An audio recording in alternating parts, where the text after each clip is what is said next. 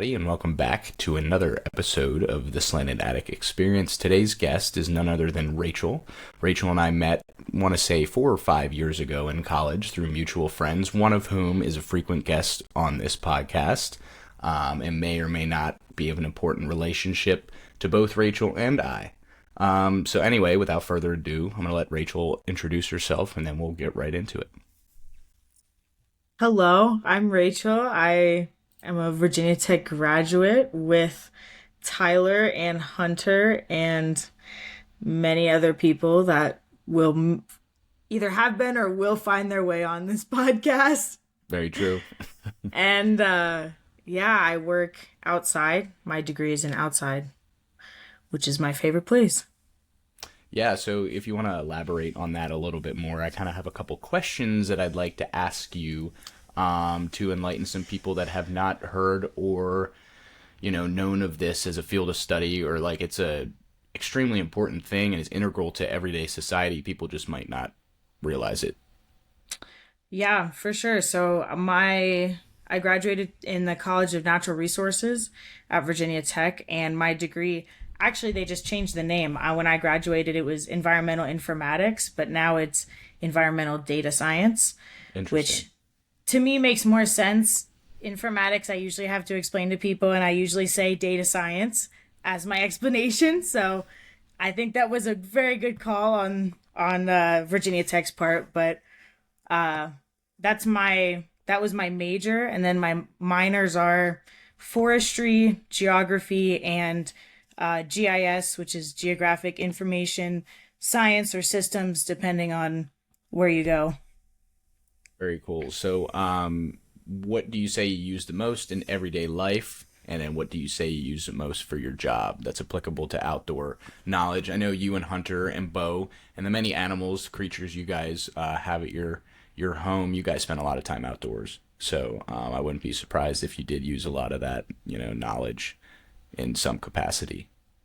Oh yeah, especially when on the East Coast, I had a class that was solely learning tree species of the East Coast and the Southeast, and it was going outside and learning those species, and that I was able to use all the time because I could walk around the woods and say, oh, that's this kind of tree, and actually be able to identify what I'm looking at, which I have enjoyed watching the evolution of, because I went from not really seeing the difference in the forest and the structure and what's there to now seeing, oh, okay, this is why this is happening, and these are these kinds of trees, and this is why this benefits this, and that kind of knowledge that my education definitely helped me gain, and a lot of the classes that I took were really beneficial to me in teaching me all how everything ties together, really.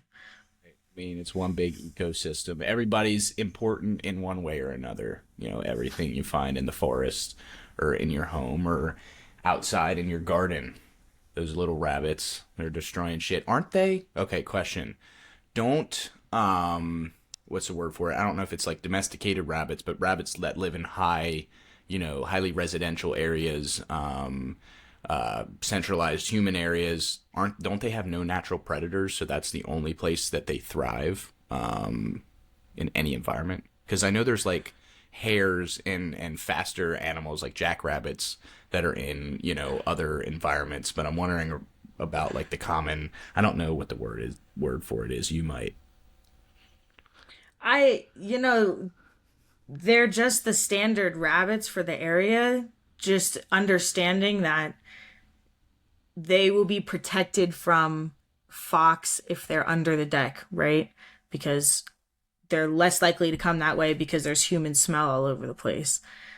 So they figure out that these areas can tend to be safer for them, or we just tend to expand in places where they used to be. So that's where they go back to, or that's where they just are and stay. Right. So yeah, that's super interesting. You want to know something else interesting I recently read? I do. Horses are not native to North America. They're not. They're yeah. Can you expand on that a little bit? Like that's all that I read pretty much. I don't really know the history behind it, but it's over the course of like tens of thousands, if not hundreds of thousands of years, right? So yeah, so the modern day American horse is directly descended from the Spanish Mustang. So the Spanish I see. brought horses over, but they originally came from Mongolia. The Przewalski's horse is the earliest known species of horse that we still have in modern day society. They're like the oldest breed of horses. That's crazy. And they're from Mongolia. They're super cool too. Okay, so I guess this is going to be a loaded multi-level question because I forgot how knowledgeable you were about horses, and I've been seeing a lot of stuff recently with the Kentucky Derby, them talking in all their lingo that I don't understand any of, and I've been watching The Crown, which they're really big into, what is it, dressage? Is that what it's called? That they, when they jump over the things? No, dressage is the one where they call it like the dancing when they're in the white arena, like with the little rails on the bottom. I gotcha. Yeah, that one's that. Okay. There's 3-day eventing, and then the Triple Crown is the race, the what is it? The Belmont Stakes, the Kentucky Derby, and the Preakness. So that's the Triple Crown race for in the thoroughbred racing industry. Okay, so I guess here's my follow-up question that I was initially going to ask. How much have horses been bred to human need, and how do different species I'm going to say, how are they advantageous for different things? Like, I'm sure there's many different species that evolved in many different areas of the globe. Are they better at certain things, I guess, is my question. I'm sure you have specific ones for the horse racing and specific ones for the 3-day events that you were saying. So kind of give me a rundown. I know you knew a lot more about this than me, so I'm interested to hear. So thoroughbred racing is actually a really good example. Thoroughbreds have larger lungs than your other standard horses of that size. So they already have an advantage on the track, which is why they are the horses that you're going to see on a track like that. They'll race quarter horses in races like that, but they're specifically quarter horse races and thoroughbred races. So they're separated by breed. What's the difference? Quarter horses are smaller. They're smaller and they're wider. So they're used a lot more for Western. Most of the Western horses you're going to see are quarter horse, if not all of them. Sure. So, a really popular mix that's actually used for 3-day eventing is an appendix, which is a mix between a quarter horse and a thoroughbred, or thoroughbreds. Both of them you'll see in 3-day eventing. Interesting. So quarter horses, correct me if I'm wrong. Okay, when you said Western, does that mean more people like on ranches and like using them for everyday life type of horses? Ranch work and for Western show. Oh, okay. So what does that entail? How is that different than like the 3-day eventing? Western show, Western riding is originated as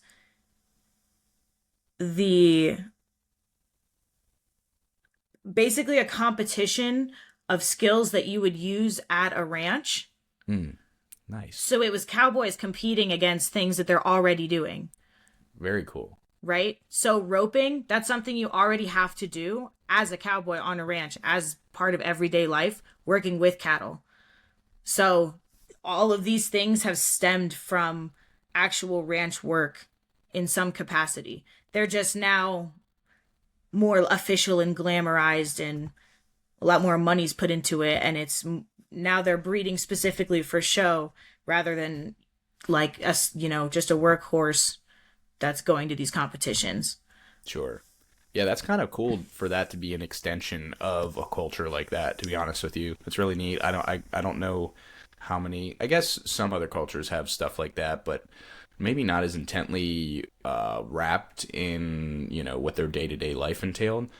Question for you. When you're roping a cattle, Is that when they're maybe running away, trying to get away from the herd, or what is the like? What's the use of doing that? Why do they need to be good at it? You could need to do it for any reason. You could need to pull it out because it's limping and it's needs to be doctored, and it's like moving in with the herd and you can't get it. You have to like have a rope on it. So you would need to be able to ride your horse up and rope that one specific calf out of the line. Mm-hmm. So, and any Western competition can, like cutting cattle, right? Picking one from the herd and separating it from the herd. That's really important.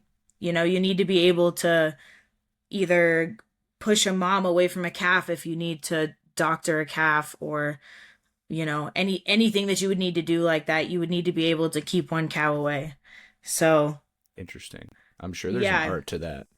Oh, 100%. there definitely is, and there's a lot of training that goes into it, and bloodlines are a huge thing in any show world, Western or English.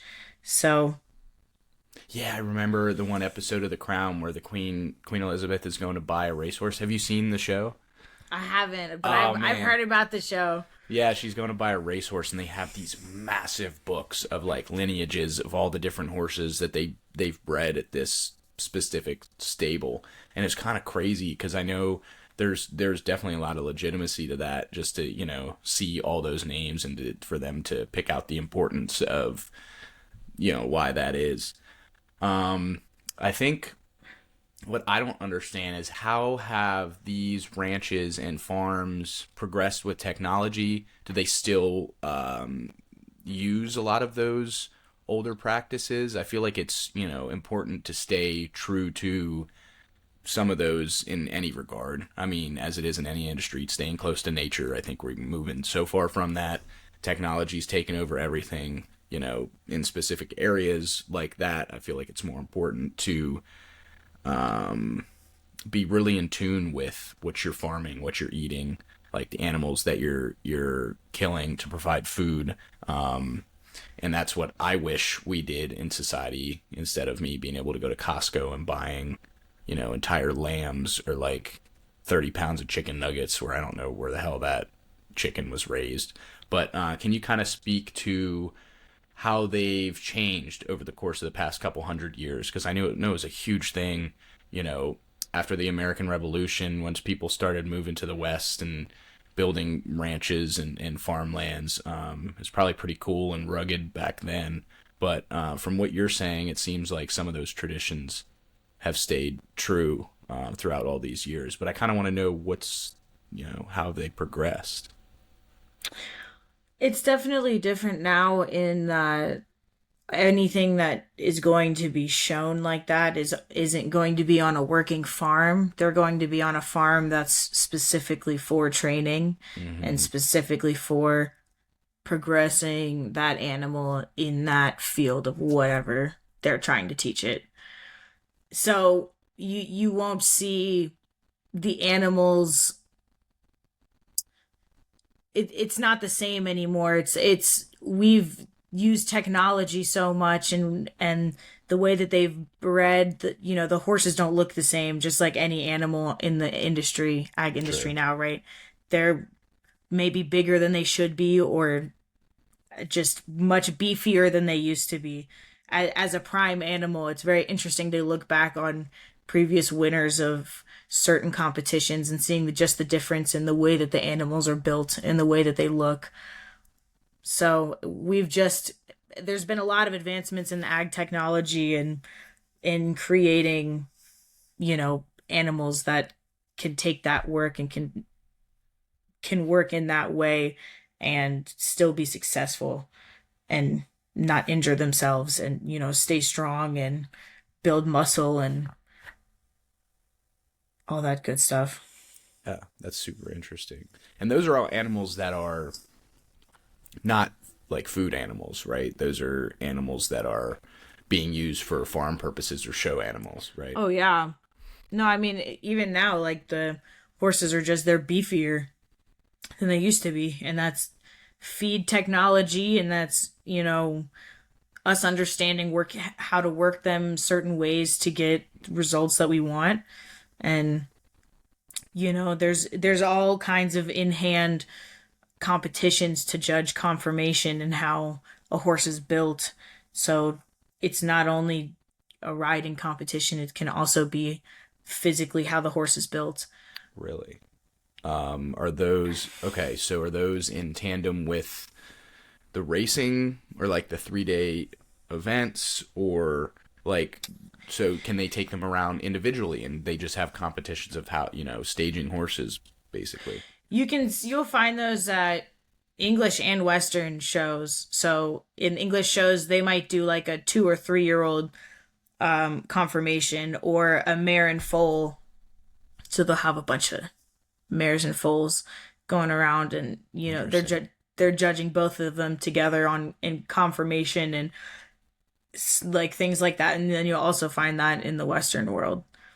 Wow. I didn't realize how large, like how intricate that was and how large the market seems to be. I remember going to the farm show and seeing some of that stuff, the PA farm show, which was always cool.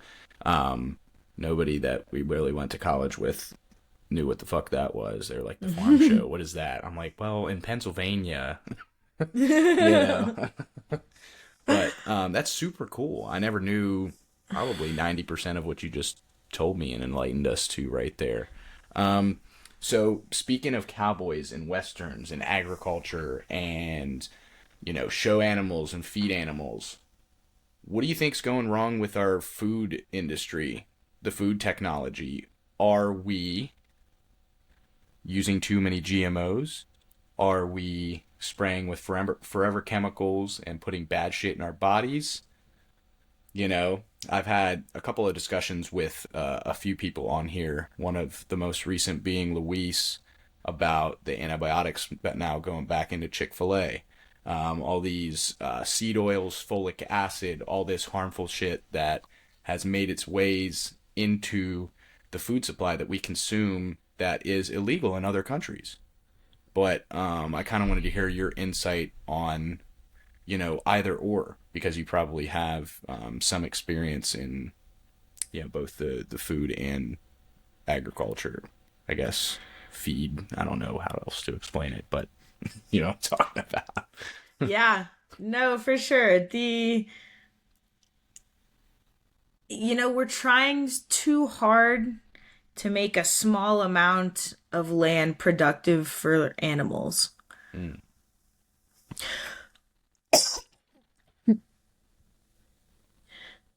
And that's how you get factory farming, and that's how you are pushing animals in these cramped conditions. And we just don't.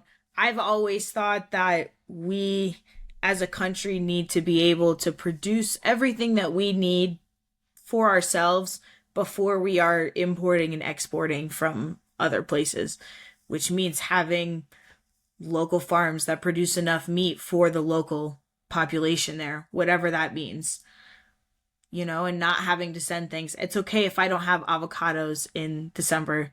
I'm okay with that.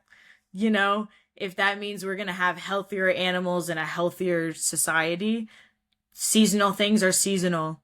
We don't really, I feel like some people don't realize that you shouldn't be able to have strawberries and cantaloupe and watermelon and peaches year round. And you shouldn't be able to have, tomatoes and certain things year round. Are there ways now that you can do that with indoor farming? Yes. But for the most part, it's okay to have seasonal things be seasonal. Yeah, I can't imagine how many preservatives are in these things that we are consuming, just like you said, things that are out of season. Now, you also said this, it can be attributed to indoor farming and probably hydroponics and some fun stuff like that. But I would like to say the majority of it is just gross ass preservatives and just garbage pesticides and crap chemicals. I mean, you've seen those videos of people putting strawberries and like blueberries in a bowl and putting like baking soda and vinegar. I mean, that shit is filthy. It's disgusting how many chemicals and stuff they put on these foods and these crops. And it's just another thing you're going to see with this mass production of these this produce, because they have hundreds of acres that they need to be able to take care of, and it's easier to spray them with something than it is to put up netting for all of that or and maintain that, or you know work out some other solution to avoid certain pests or whatever the case may be. Yep. Yep. That's the main problem with capitalism, I think, in America is that's the cheaper option. It's not necessarily the best option for our future and, the constituents or the people that are consuming this food, but it's the cheapest for that company and they're going to deliver revenue to their shareholders the next quarter. And at the end of the day, that's what matters. That's what's the driving force or factor in our governmental system here in the United States. Unfortunate as it is true. And I think, people like you and I were open minded and knowledgeable enough about these types of things to advocate for it. I mean, there's no reason why small farms can't be doing this kind of stuff. There's a number of farms that are doing regenerative farming and other, fun things that not only don't harm our environment, but actually help put good nutrients back into soils and like other places.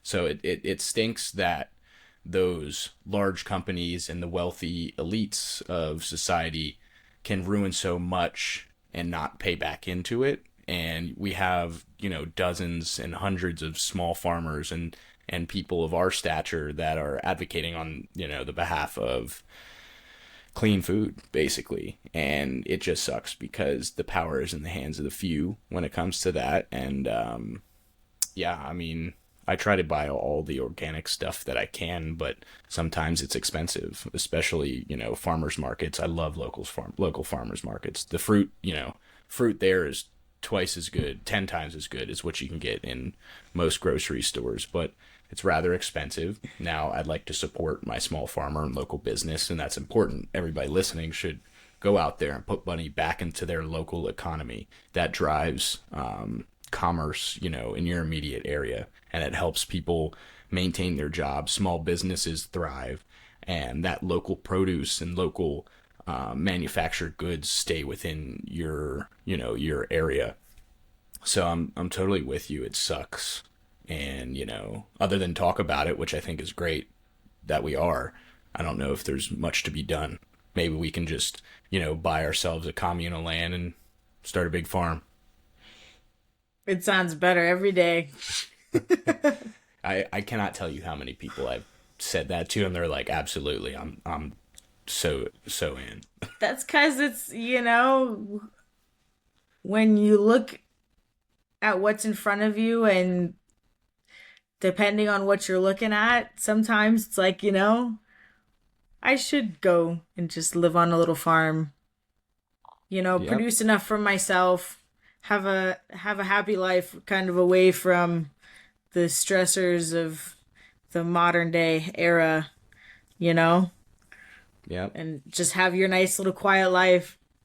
Yep. I'm going to put my tinfoil hat on for a second and say that it's all a distraction to remove us from what's happening right in front of our faces. I mean, everything's going downhill in terms of nature and the environment. We're constantly in debt. Inflation's rising. Now they're just shoving, social media and BS in front of our faces. So as to not censor, but like shut off that avenue for us to think about those kinds of things, which stinks. And, it's great that people like you and I and a lot of people that I've had on this podcast realize that there's a problem and, we like to talk about it, which is great. But enough of politics. Let's get more into hunting and environmental regulations. I had a podcast with Grace's sister's fiance. His name is Coleman. Any of you out there that have not yet listened to that podcast, highly recommend it. Coleman has been hunting for his entire adult life, most of probably his childhood as well. And we kind of went through a lot of fun things, and we explained to people why hunting is important, why environmental regulation is important, why do we give out a certain amount of tags every year? And how is that impactful and beneficial to our immediate environment? So I kind of wanted to start with your experience as a hunter. Like, what do you hunt the most, and what would you say is the most gratifying experience, I guess? I grew up hunting with my dad, and typically we just do white-tailed deer every fall. And I've been doing that with him for forever. And we would do turkey too in the spring. And I think there's also a late season in the fall, potentially. I don't know. Whenever he would just always come up, oh, you want to come up? You want to come hunt this weekend? Okay. He Yeah, had all of his absolutely. tags and licenses ready for me.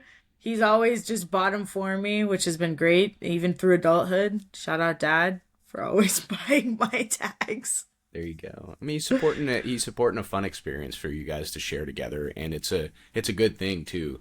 I mean, any of those tags that go unused is probably just money towards whatever. I don't know if it's what is it, the DCNR, or the what's the environmental regulation that, or The DNR, whichever it DNR. is, Department of Natural Resources, whatever it's called in, I think it's the DWR, Department of Wildlife Resources in Virginia now.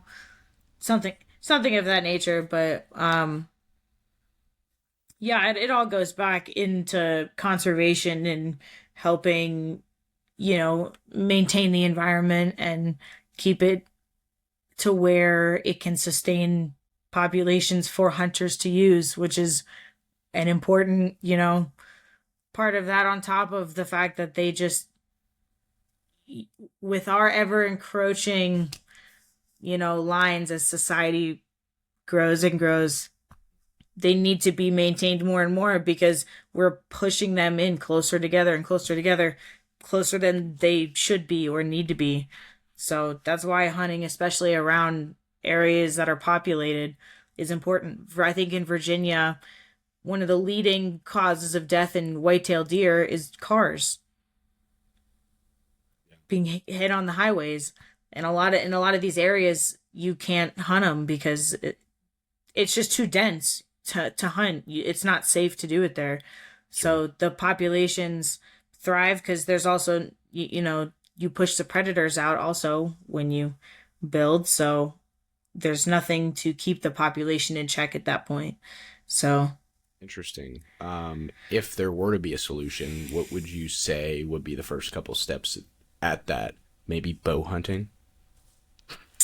That'd be it's really hard. honestly, it's really hard to figure out a solution to that. That is actually something that they will do, though, is you can put in, I think it's like a lottery system, and you can pull for a bow hunt in like Loudoun County or Fairfax County, and you can hunt in Interesting. certain areas. They do like a highly regulated hunts every so often, um, just to maintain that population, because it does end up becoming, you can't fence off the whole highways. And people don't realize highways are very dividing for wildlife. We are creating a barrier for them in what's a typical path. So they're trying to just get where they need to go, and they don't really understand the consequences of those actions, or the potential consequences of Yeah. those actions. Yeah. So two follow-ups. A, do you think over generations and over time they will adapt to the roadways and eventually learn not to walk in those directions? Do deer have that capacity to, every animal has some sort of capacity to adapt to their, direct environment, their current environment, evolve. But are deer smart enough? Do they have that capacity to, over generations, maybe learn what to stay away from, where to go? Oh yeah, and we already see that now. I mean, you'll see deer avoid highways or kind of understand, or some do, some don't. The smart ones live longer than the other ones, so that's just Yep. kind of how it goes. Um, so I think that has heavily contributed to them getting a Sure. higher. understanding of what the roads mean. Right, right. But it's more of an issue probably out west where you do have migrating herds that are going to need to cross roadways. Yeah. But Okay. that's why they build wildlife land bridges out here. So Oh, interesting. Wait. Okay, I'm gonna have to look up a photo of that. Can you enlighten our listeners about what that would look like? I'm gonna pull up one for everybody that's watching on video. yeah, so there's depending on where they are, they'll do a few different things. But like out west in Wyoming and in Colorado, they'll have essentially what's an overpass, but it's all grass with vegetation.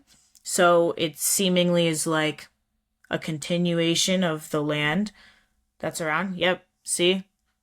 That's so Perfect. cool. How have I never seen They're one of so those? cool. That's so neat. So the wildlife, hopefully they're putting them in places where they already get heavy wildlife traffic, and the wildlife can cross using that without having to cross the actual highways. And then in Florida, they'll do underpasses. So they'll lift the highways up off the ground and have underpasses for the like panthers to cross the road and different wildlife to cross the road. Super interesting. I guess my follow-up question to that, asking if deer were stupid or not, basically, can you reintroduce a natural predator? I know there was some controversy. Where were wolves reintroduced? Was that the Midwest or was that here? Colorado. I was Colorado. here in Colorado. So it depends on who you ask, it can be hard on the farmers potentially, because they have the potential to have their livestock be preyed upon by these wolves. Doesn't mean it's going to happen, but cows can be sitting ducks and really tasty. So they're tasty to not just humans, they're also tasty to others. So the potential's there, and I think that that's what they're worried about, and rightfully so. But I think predators have a very important part to play in the ecosystem and in keeping other populations in check and maintaining a healthy ecosystem. Yeah. Yeah, I think that's what a lot of people fail to understand is that you can't just remove a part of the ecosystem. That's really not how it works. Yeah. Or destroy the entire thing. It's like it's a cycle, and everything relies on everything else just as much, as it possibly can. Everything is small to probably bugs and lizards and snakes and worms, especially worms. As large as, what's the largest land animal in the United States? There's a trivia question for you. I have no idea. The largest land animal in the United States, probably an elk. Well, I guess maybe by weight, maybe like a grizzly. Is that technically true? The bison, it says? Oh, a bison. Okay, yep. That's fair. It says largest land animals in the United States. Alaska, northern elephant seal is 5,100 pounds. That's easily the largest thing on here. I wouldn't call them a land animal though. Yeah. The next closest is a bison. Yeah, I would say bison. Yeah. That's wild. Elk is still over 1,000 pounds. That's craziness. They're big. They're very big deer. And then it says moose are a little bit bigger. Moose, yep. American alligator, 770 pounds? Holy shit. That's craziness. Wow. Have you ever seen a moose? That's the one thing that I haven't seen in Colorado, and I'm honestly really bummed because we go to a lot of places where there should be moose. Like I look around and I'm like, yep, this is perfect moose territory. I should watch my back, but I've yet to see a moose. So, but I think I'm going back up there tomorrow. So we'll see. Nice. Fingers crossed. Where is that? Are you and Bo taking a trip, or you're going somewhere to hike? For work. For work. Very cool. We So, are sampling. oh, you're sampling. Okay, well, that's a perfect segue into kind of what you do for work. So, can you kind of explain to the people why you have to go sample? Like, what is your not necessarily day to day routine, but what are you doing? I guess essentially as a whole, like, what is your project? Because I know you go from project to project, right? So I'm a field scientist slash GIS analyst. So I will go out and help collect the samples with them for environmental sampling. We collect water, and will help them prepare the sampling reports and the sampling plans and all of the different documentations. But then I also work as a GIS analyst in making all the maps that we use, and also maintaining the surveys that we use to input the data while we're out in the field.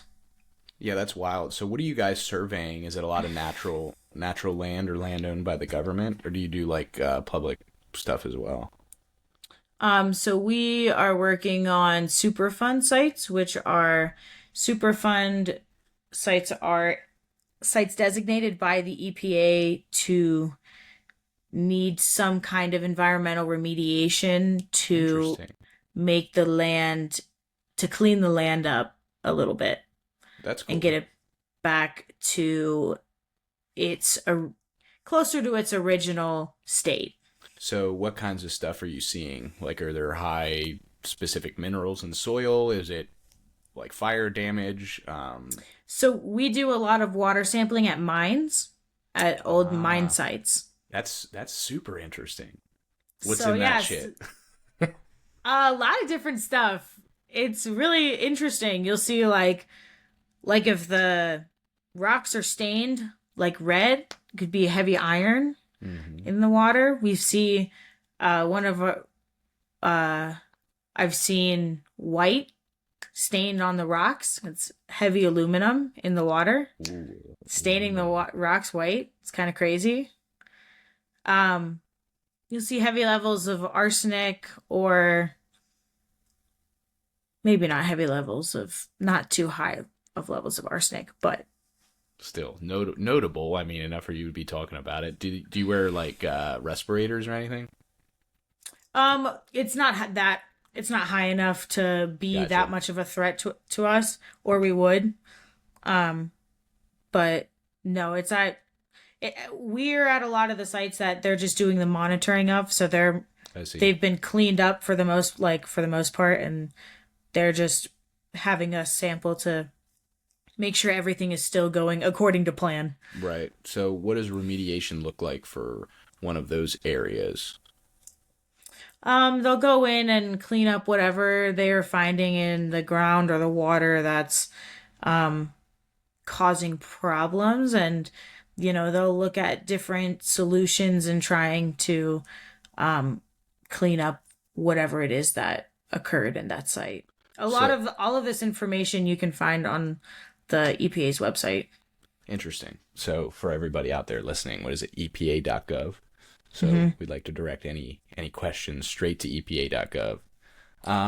They're all public sites, it's all public information that you Right. as a United States citizen are entitled to know about. There's super fun sites all over the country, and I honestly didn't really know much about them until I started this job. So Yeah, knew zero about them until we just had this conversation, and I feel like we've talked about your job a few times before. So, um, but I guess my overarching question as a construction specialist myself, is there any machinery that they would use? Are they leaching groundwater? Are they balancing like pH levels?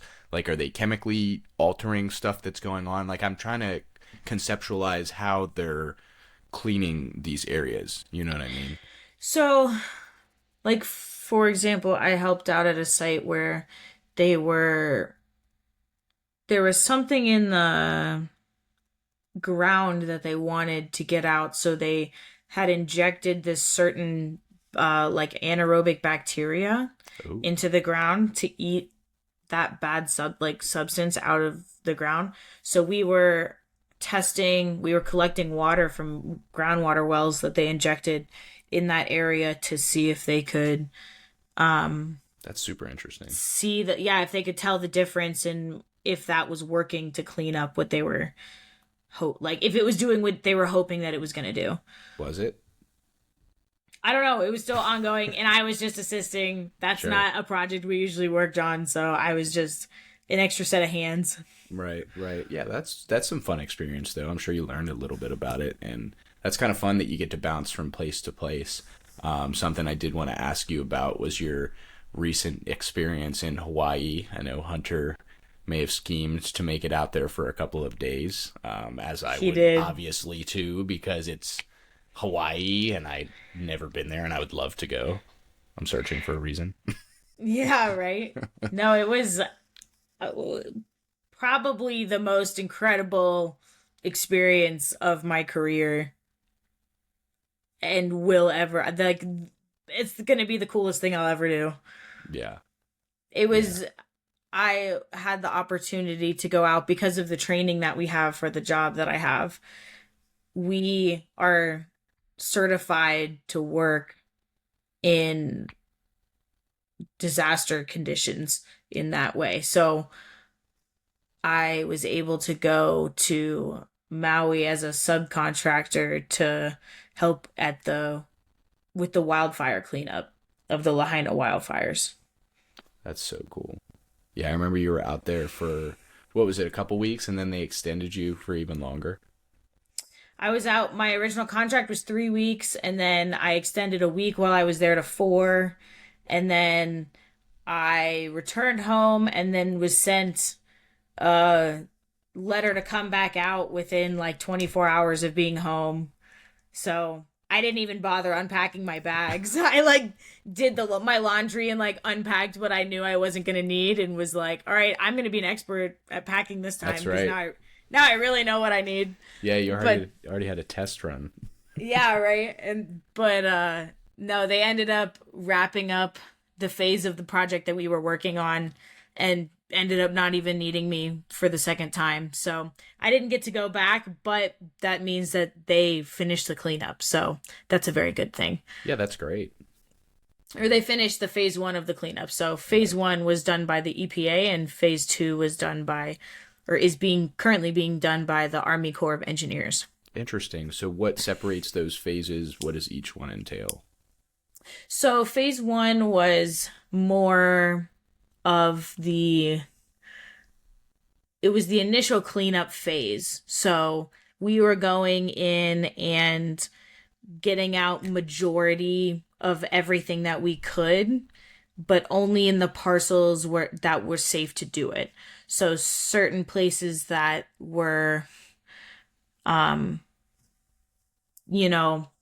a building that was still half standing was not something that we would enter because it's just not structurally sound. You can't send people into something like that. So that's where something we would defer to phase 2, which was the Army Corps of Engineers. So what they would do is go into a site like that and use heavy machinery like backhoes and certain things to actually get to bring the building down to where it would be safe for people to go through and use the heavy machinery to unpack certain areas that we just couldn't. It was too unsafe for people to go into. Yeah, absolutely. That is not safe at all. I am, relatively knowledgeable about construction. I do work in that career field, but I wouldn't consider myself, any expert, and even I would know not to screw with something like that.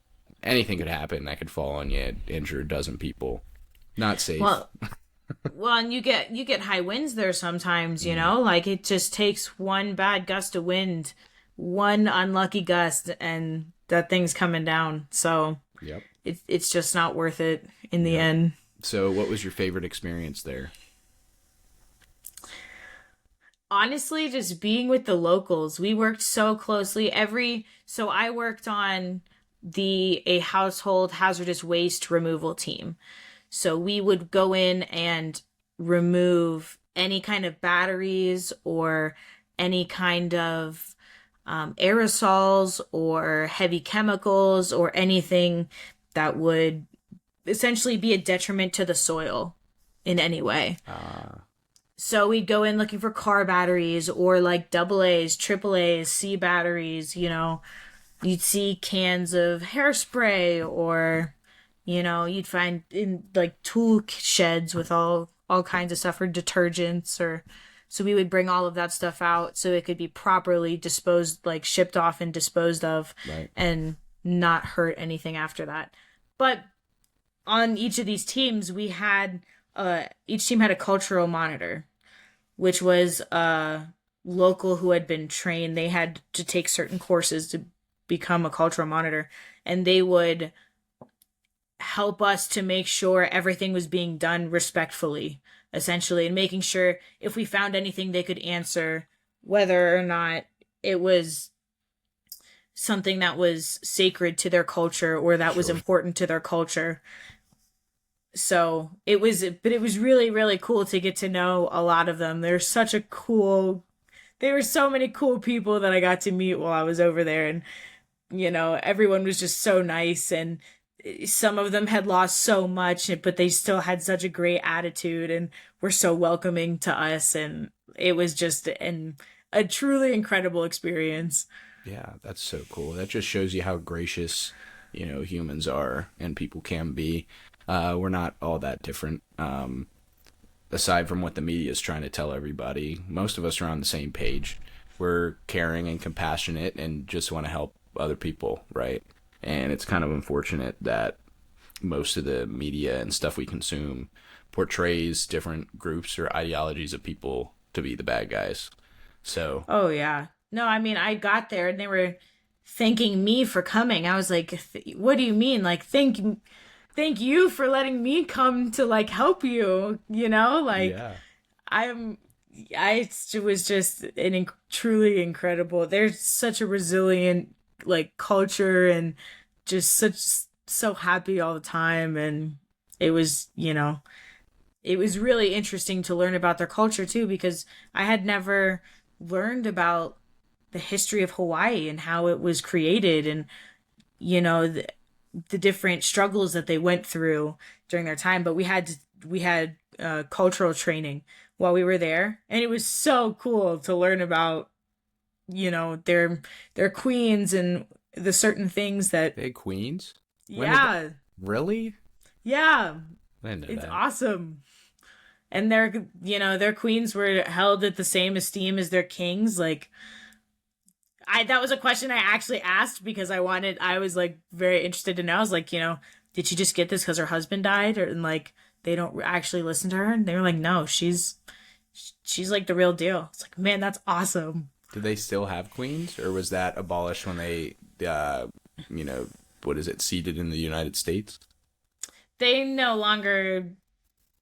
That was a older um part of Hawaiian history, Interesting. and so I don't think they do that anymore. But Yeah. So, as far as like technology impacts of I'm sure like the large cities were similar to a relatively large city in the United States, but places outside of that, what access to technology did everybody have? Was everybody using Wi-Fi in their homes and like, desktop personal computers like you and I are sitting at here? Or is it more, focused around being outside?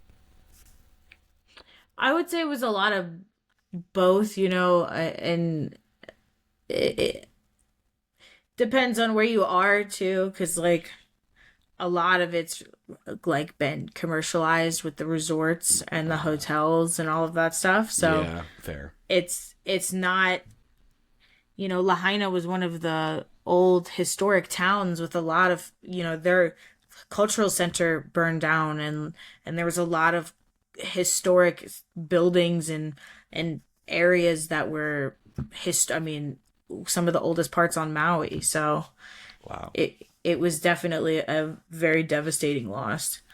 Are there any like hunter-gatherer tribes living on Hawaii still?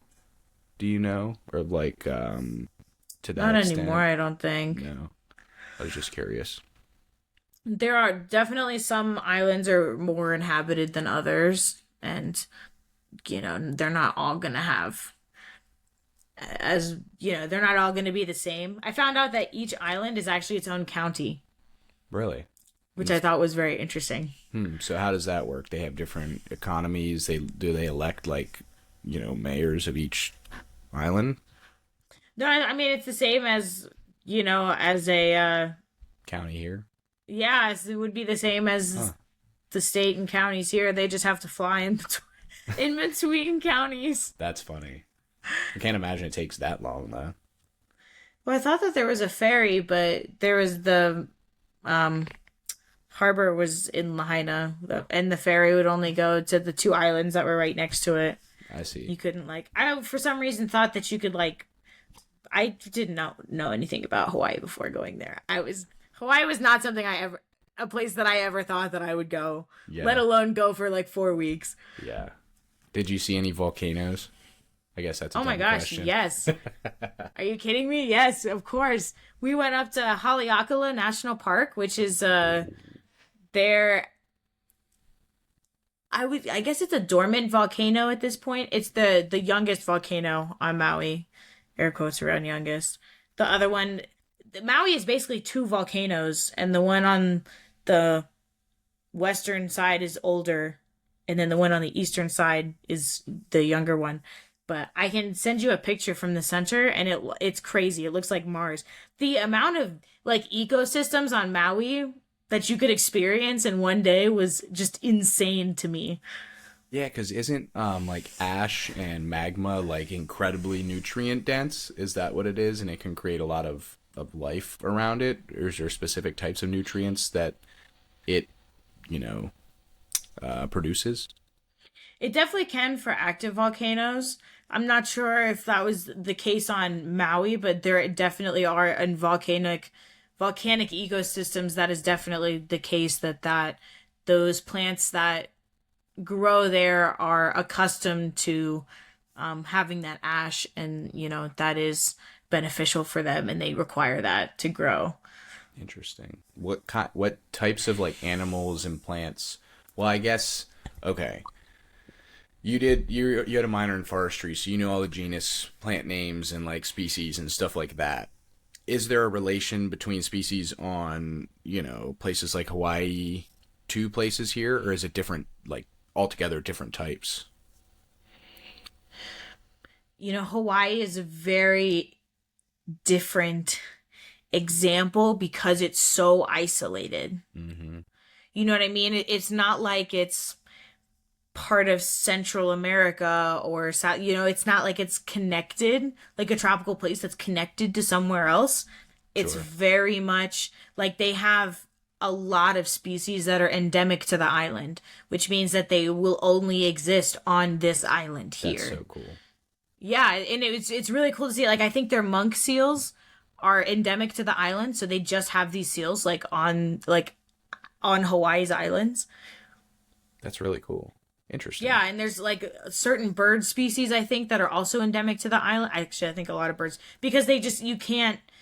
It's too far from any other landmass to have species that are just coming and going. You're gonna have species that are gonna stay on the islands of Hawaii. They may not stay on the same single island, but they will be on those islands because everything else is so far. So I've got the endemic animals of Hawaii. We're seeing a hawk. For those Nice. of you that are not watching with us here, we've got the monk seal, as Rachel suggested.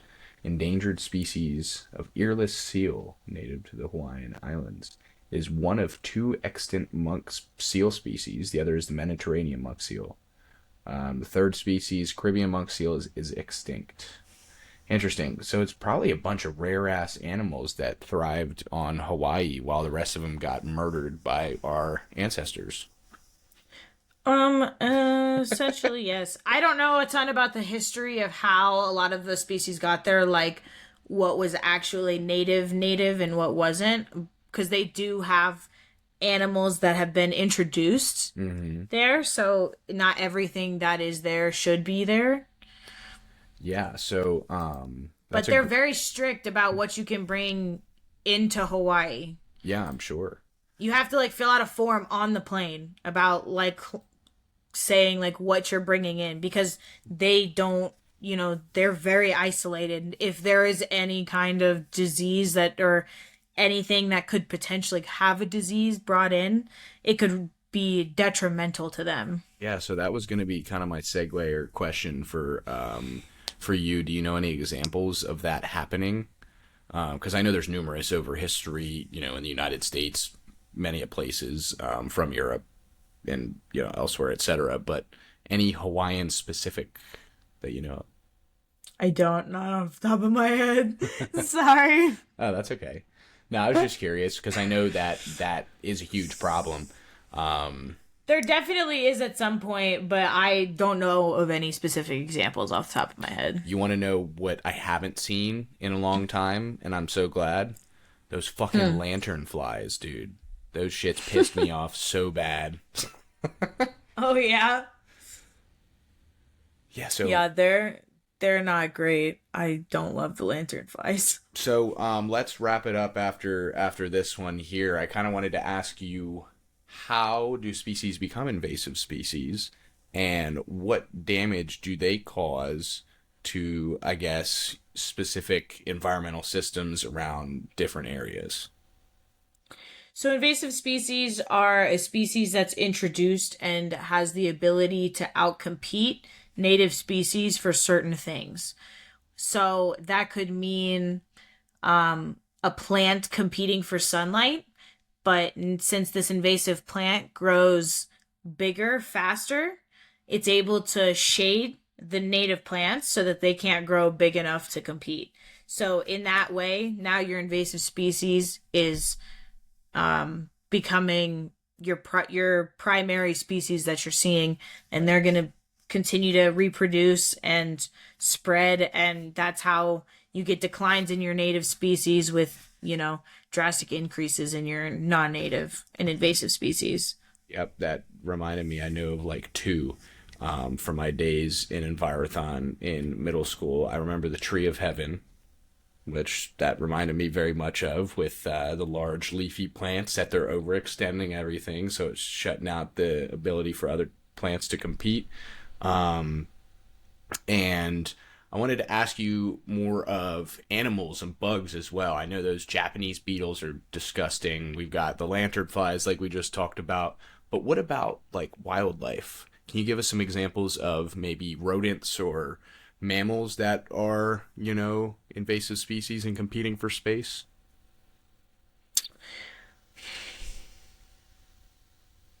Is that a good question? Because there's got to be some. It is a good question. There's got to be some, right? There definitely are. I just need to think of a good example. I mean, you could use your outdoor cats as an invasive species competing with. This is the Smithsonian magazine is showing the world's worst invasive mammals. One that's interesting on here. Oh, it does say a cat. There you go. One of them interesting on here is the eastern gray squirrel. I didn't know that was the case. Oh, yeah? Yeah, this is saying red deer. Prized for its medicinal properties in parts of Asia and as a trophy species by South American hunters, the red deer is spread from its native Eurasia to the Americas, New Zealand, and Australia. Not picky when it comes to choosing a home, temperate rainforests, mountain ridges, grasslands, man-made clearings. They devour specific plants, especially thick, moist grasses. This often leads to severe overgrazing and soil erosion, which disrupts the natural balance of the ecosystem and squeezes out smaller species with similar diets. Goats. I didn't know goats were considered invasive. Yep, feral cats. It's very, yeah, no, and they start to compete, and when you see the larger animals like that starting to compete and those populations starting to change, that's when it really starts to become more apparent, for sure. Saying rabbits, rats, gray squirrels, some possums, mongoose, house mouse, feral pigs. Yep, that's a big problem in like Texas. Yeah, can't you go on like a helicopter ride and just With a pop pop friggin' pop pop pop? AR-15, man. It's wild. I feel like It that would is be so wild. Which, cool. yeah. That's crazy. My dad's always told me we've watched those. I don't know if it's like TV shows or videos or whatever it is on late night television of those dudes with fucking like the big. Why can't I think of the name of the large knives? The Bowie knives, and they're running up and hacking these giant pigs, and it looks mortifying. I would never want to do that. Dude, a pig can kill you too. Especially if they have tusks. They can mess you up real fast if you're not careful. That's craziness. And they're big. I mean, they're big. Like hundreds of pounds. Hundreds. Damn. Yeah, feral swine is number one on like all of these lists. And the problem with pigs is that they eat like everything and they like destroy their own habitat. That's like the big problem with elephants too. Elephants do the same thing. They destroy their own habitat all the time. Really? So I didn't know that about elephants. I thought they were supposed to be considered like really intelligent mammals. they are very intelligent. They're also just very big and just walk over all of the trees and things like that. And like they'll push all the trees over and like, okay, bro, but you eat that. Like, chill out. That's kind of funny.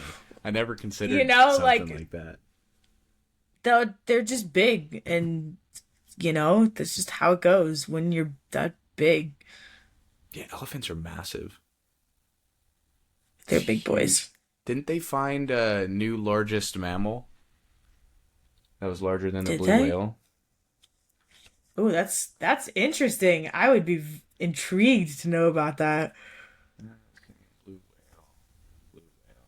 Never mind. Sorry, I got you excited. I thought I saw Oh my something gosh. recently. I was like, damn, bro, those movies are right. They're huge, lengths up to 100 feet. Spectacular wonder to witness in the wild. Have you ever seen a whale? I did in Maui actually. We saw Really? humpback whales when I was where was I? I think I was just on the beach. And you just Oh saw no, a I whale? wasn't. I was at work. I was at work and I was at a spot that was close to the water, and one of my coworkers pointed it out and I watched for a second, and then sure enough you could see is like their tail. They were starting their migration pattern through, so you could all the tours were starting up to go That's watch them. so But cool. yeah, I What's got your lucky enough to see it at work. what's your knowledge on the fishing industry and like ocean animals for next time? It's just another heavy farming industry like that we're doing. It's no different than what we're doing with, beef or chicken or pork. Like, it's just being heavily, heavily farmed, and we're taking a lot. And, you know, it, you got to keep this, everything's in the cycle balanced. You can't be pulling more than, because, if you pull too many one year, then you don't have enough to reproduce to sustain the population. All you're doing is like messing yourself up. It doesn't make sense economically as well as just for the health of the oceans, Yep. which should be the only reason why we Yes. need to choose to do that. But Yep. Well, I mean, to sum up everything that we talked about, people only think short term when in fact we should be thinking long term. We should be thinking about our children's children, right? What can we do to leave them a good, solid place to live? Is it going to be Ready Player One, where we live in giant 2000, well, I guess we already do live in, skyscrapers and segmented apartments in large cities and stuff like that, but basically in that book slash movie, they're so separated from everybody else. There's the slums, which are all a large conglomerate around the mega cities, and then there's like 8 mega cities in the US, and that is it, because we destroyed all of the other usable land. So hopefully it is not the latter, and we can pull our shit together and help people figure out what is good and what is not good. What is not good is the current trend or the current trajectory that we're on, unfortunately. But, just by listening to a podcast like this and having you enrich people with some things they would have never maybe thought about when they're going to their local supermarket, not grocery store, because some grocery stores can have some local stuff, and you can find some of that fun stuff in Richmond here, which I do like, local produce, local fruit, and even animals, actually, which is cool. But I encourage everybody to listen to this podcast and write down a couple things that you didn't know before about our current agricultural and farming society. The horse industry, which we were talking about at the beginning, was super fucking interesting to me. I didn't know pretty much the entirety of what you told me until after we had that conversation, so that was awesome. So I just want to thank you for taking time out of your busy day to come do something like this with me. I mean, I really appreciate it. Oh, of course. Thank you so much for having me. I'm happy to sit here and ramble with you, for sure. Yeah, we'll have to do one soon. I don't know if Hunter has told you, but we're about to start a book club series. And this app can record up to 12 people, I think, or 8 people.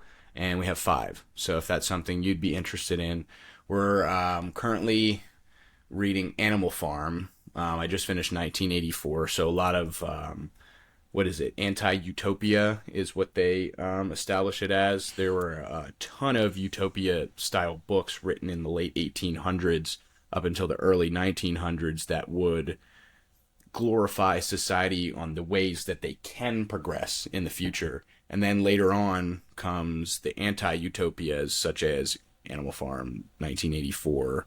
I think Uncle Tom's Cabin is a good one.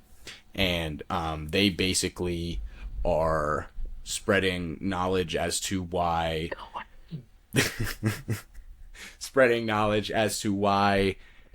our governments and our societies are failing us as people, as a collective population. So that's just something to think about. And anytime you can get on and listen to someone like you who knows their shit and knows how important it is to be collective and one with nature and really adapt a more modern lifestyle to being closer to these things, like all of our vitamins and nutrients and everything we need to live happy, fulfilled, healthy lifestyles comes from the earth. So we need to respect that shit. So I just, It's the only thing we all share. It doesn't make sense to me how it's so difficult to get everyone on the same page. Because it's the only thing every culture, every person on this earth needs to, protect together. Because it's the only thing that we all share and we all need to be here. 100%. And we're not doing that. So, again, thank you very much. Everybody out there, make sure to listen to this one. I guess if you made it this far, you already have. It's a very good one. We will catch you on the next one. You can find us on Facebook as the Slanted Attic Experience, YouTube and Spotify as the Slanted Attic Experience. We are now on iHeartRadio, Amazon Music, and Apple Podcasts. So check us out there at the Slanted Attic Experience. All of our other socials will be at Slanted Attic. Thanks everybody for tuning in, and we'll see you on the next one.